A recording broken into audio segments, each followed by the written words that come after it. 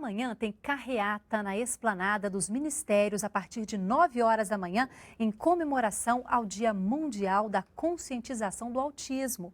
O dia 2 de abril foi escolhido pela Organização das Nações Unidas para promover a discussão sobre o assunto e a melhoria da qualidade de vida dos autistas.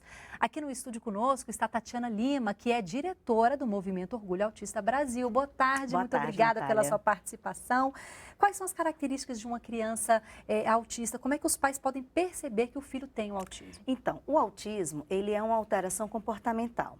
Então, ele afeta 3 áreas importantes. Então, há um atraso na linguagem, há uma dificuldade de socialização e alteração no comportamento. Seria o comportamento repetitivo, estereotipias, que a gente chama, né? E é uma síndrome comportamental. Toda alteração é comportamental. E há também alteração sensorial. O que seria isso? Muitos deles têm dificuldade com som alto, com barulho, com tato. Claro que não são todos, porque existem vários níveis de autismo. Tem o autista leve, o moderado e o grave. E entre eles, cada um é diferente do outro. Tem uma característica diferente. Bem diferente. Por isso que é difícil a gente falar de um tratamento adequado para um, não vai ser para o outro. Sim, sim.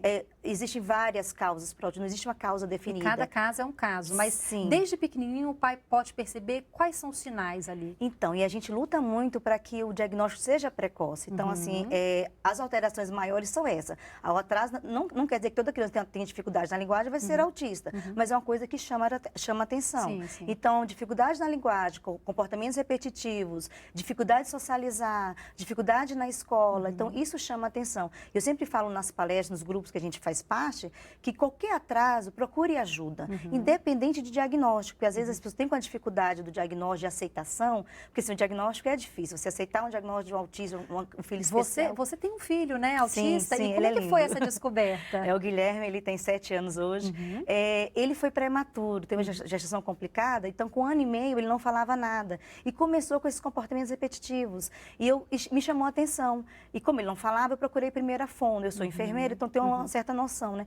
Procurei a fono e a fono já encaminhou direto para terapia comportamental, que é a melhor terapia, assim, a mais indicada para o autista. Então já começou a terapia com 1 ano e 7 meses, só que o diagnóstico foi com quase 3 anos. E para fechar o diagnóstico, a gente orienta que os pais, que as pessoas procurem o neuropediatra ou psiquiatra infantil. São os 2 especialistas mais indicados para fechar o diagnóstico. Eu imagino que o dia a dia dos pais que têm filhos autistas é um pouco complicado, né? É muito difícil, porque a bagagem emocional é forte. Como eu falei, o diagnóstico, as complicações do autismo, as comorbidades, é difícil. Você não quer ver a pessoa que você ama sofrendo, mas existe muita coisa boa do lado, assim, fora o autismo. Porque as pessoas não podem olhar só o lado sofrido. Sim. São crianças, são pessoas, são cidadãos e são...